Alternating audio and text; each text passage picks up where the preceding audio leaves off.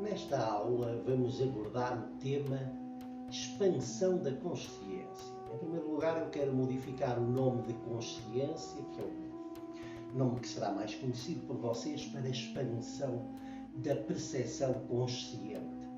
A consciência, no sentido hermético, ela não se expande, porque a consciência é o que é. E é considerada a consciência a base daquilo que nós somos. Podemos utilizar o termo espírito, se preferirem. Ruach HaKodesh é utilizado na Kabbalah pertencente a Neshama. Ruach HaKodesh não é Ruach. Atenção, Ruach é o corpo mental. Neshama já é uma percepção da natureza da própria mente, da natureza espiritual. A percepção consciente é a capacidade de vivenciar, de entender, de perceber realidades para além daquela que o humano comum experimenta, ou seja, basicamente a sua realidade física e quase nenhuma percepção de realidades superiores ou também interiores à sua própria natureza. Na aula passada eu fiquei de vos começar a contar uma história nesta aula e vamos começar precisamente por aí. O que é a expansão da consciência? O que é que ela acarreta?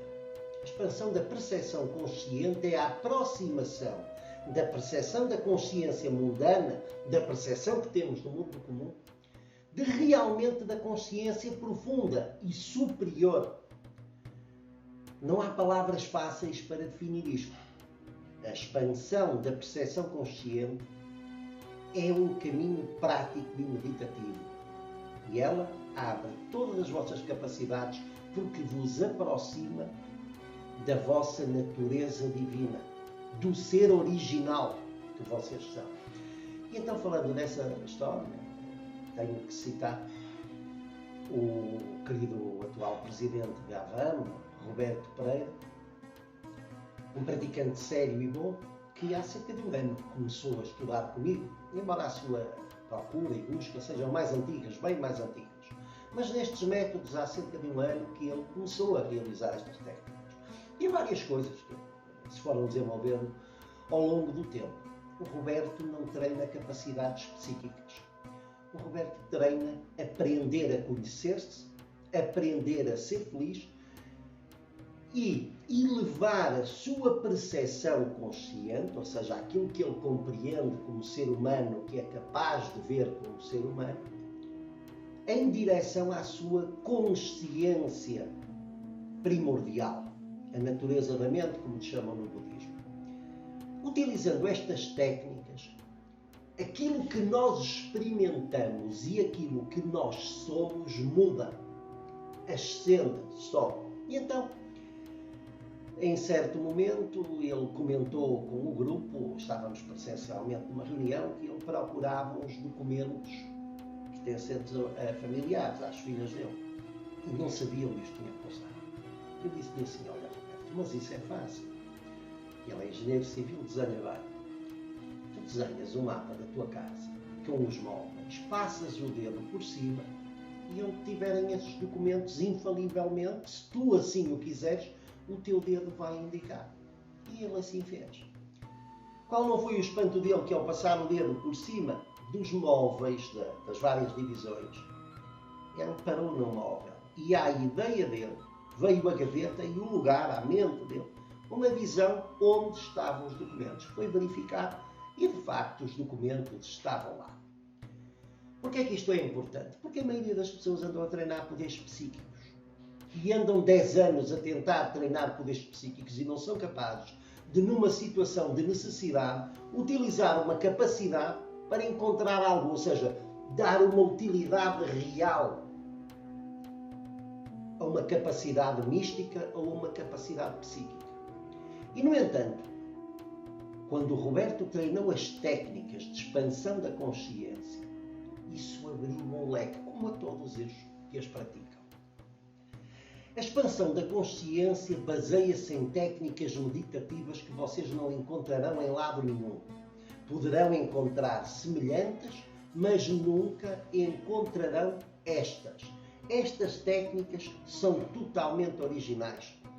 Eu desenvolvi-as bebendo destes vários sistemas dos quais nós já falamos e montei-as de acordo com os preceitos de várias técnicas meditativas encontradas nas 3 tradições que vos falei e numa também, que é o budismo tibetano. Estas técnicas foram desenvolvidas e testadas e todos aqueles que as praticaram corretamente e que as praticaram de uma maneira séria obtiveram resultados semelhantes. Até as experiências são sobreponíveis. Primeiro, vocês vão aprender a introdução à meditação. Poucas pessoas sabem o que é meditar. A maioria das pessoas acreditam que meditar é fazer algo. Há meditações discursivas, mas em última instância, vocês entram no estado meditativo quando estão concentrados num assunto, num objeto, num tema ou em coisa nenhuma e não estão a fazer nada. E quando não fazem nada, entram em estado meditativo. Eu vou utilizar os conhecimentos que o meu irmão compilou e escreveu sobre a meditação tibetana e algo que eles chamam a aquisição de shamatha. Essa será a vossa base. Vocês vão entender o conceito do que é a meditação. E depois vão aplicar as técnicas de expansão de consciência que pressionam gatilhos espirituais para vos levar ao momento onde vocês adquirem esse estado e têm experiências onde se aproximam da vossa consciência e da realidade daquilo que vocês são. Estas técnicas são o vosso companheiro constante no caminho. Normalmente, no caminho espiritual há muitas escolhas a fazer e, por vezes, essas escolhas são difíceis. Temos que limar isto, temos que limar aquilo, temos que fazer A, temos que não fazer B. Com estas técnicas tudo isso será fácil. Eu gosto de revelar as minhas fontes para vocês saberem que este caminho não apareceu por inspiração absolutamente divina. Se bem que tem uma parte sobrenatural associada a ele, devem saber que a base da meditação da Ponte de Luz começou com a meditação dos 2 corações de Showa-Koksui, da cura prânica do Yogarata, à qual foram acrescentados arquétipos da Kabbalah e o despertar do Deus interior foi acrescentado de arquétipos do misticismo cristão com um motor de meditação budista. A primeira técnica de meditação é a obtenção de um estado de calma mental. Depois passarão para a Ponte de Luz.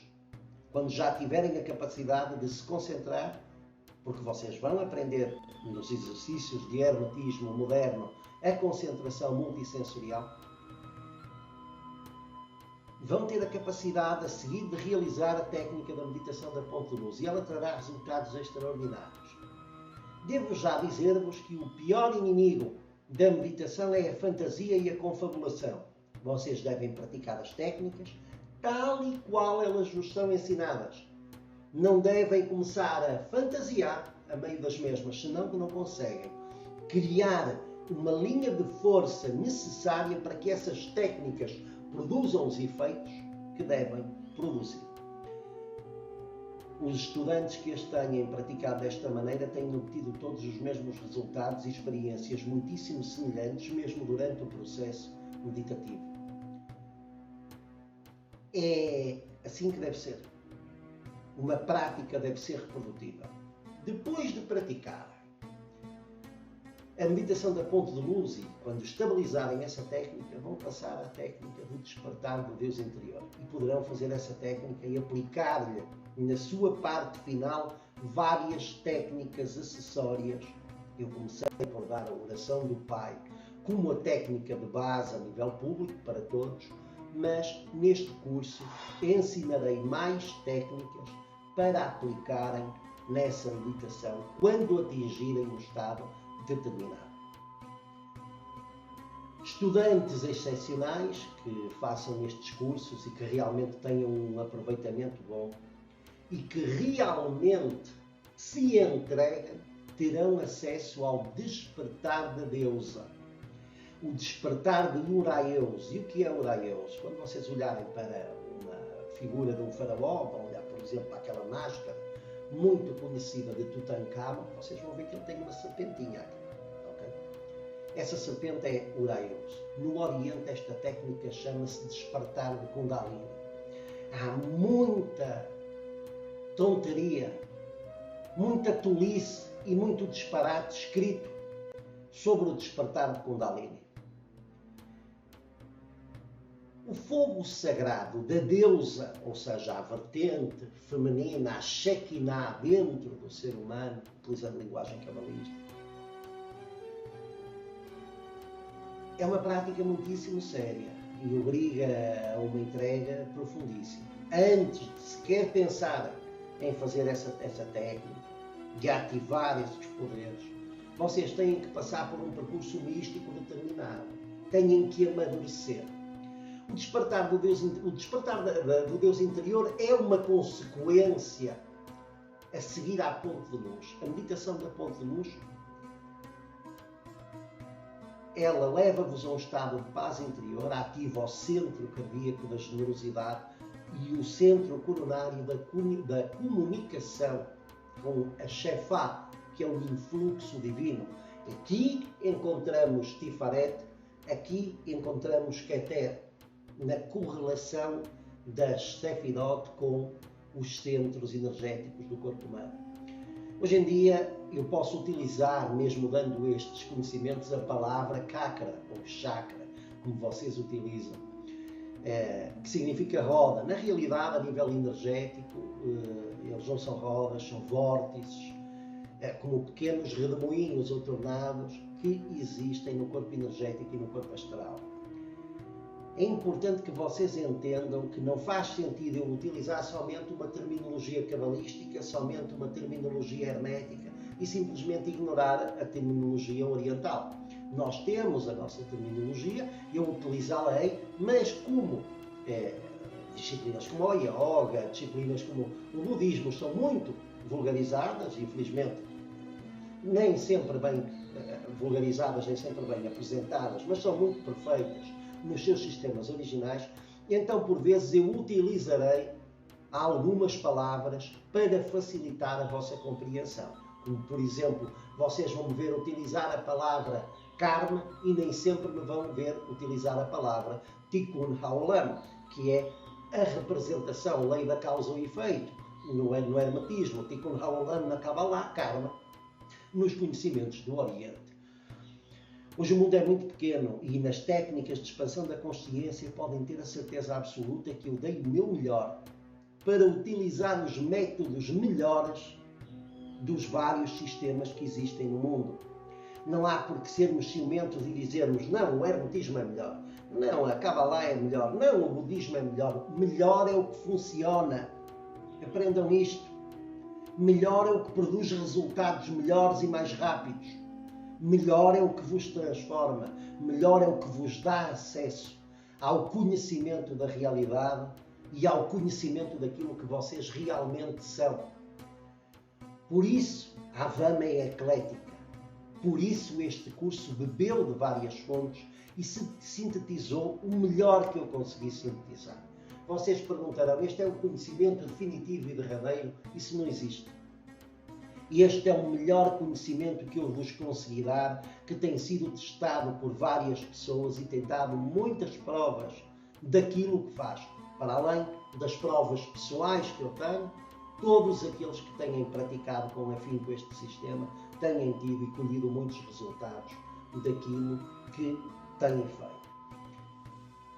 Haverá testemunhos. Nós vamos colocar alguns testemunhos no grupo e alguns testemunhos aqui no vídeo, para que as pessoas saibam que outros praticantes estão a ter resultados muito bons, muito rápidos, que é óbvio dependem da sua maturidade espiritual e do seu afinco de prática.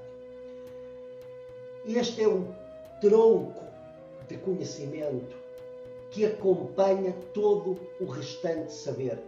Ele apoia as outras práticas e é apoiado por elas. É o vosso companheiro de prática diária. O despertar para uma realidade espiritual mais profunda, realizadora, cujo objetivo é fazer-vos mais felizes, mais sábios e também, humildemente, mais poderosos.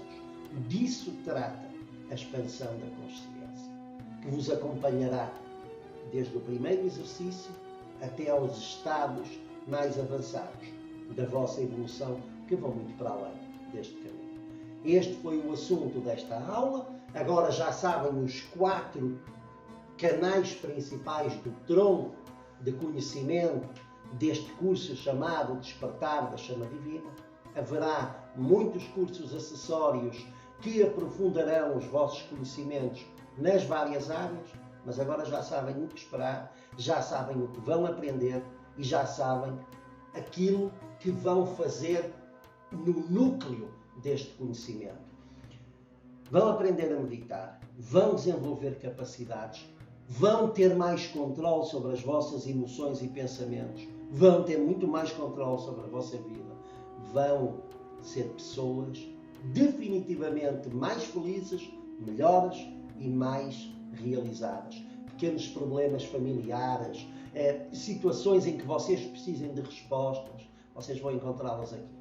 Vão encontrar um lema que vos vai ajudar a guiar a vossa vida rumo a uma vida com prosperidade. E não estou a falar da prosperidade material, estou a falar da prosperidade geral. Com maior prosperidade, com maior felicidade. Vão ser pessoas mais alegres. Todos aqueles que praticarem, recebam com o coração aberto isto que eu vos dou. Todos aqueles que começaram a praticar, em pouco tempo, começaram a ver a sua vida a ficar melhor. Que a vida vai ficar perfeita? Não, não vai, porque se ela fosse perfeita, vocês não evoluíam. Terão momentos melhores e momentos piores, mas saberão ultrapassar qualquer um deles. Até à próxima aula, onde já começaremos a dar exercícios e conhecimentos que são importantes para o vosso conhecimento e para a vossa progressão prática. Até lá!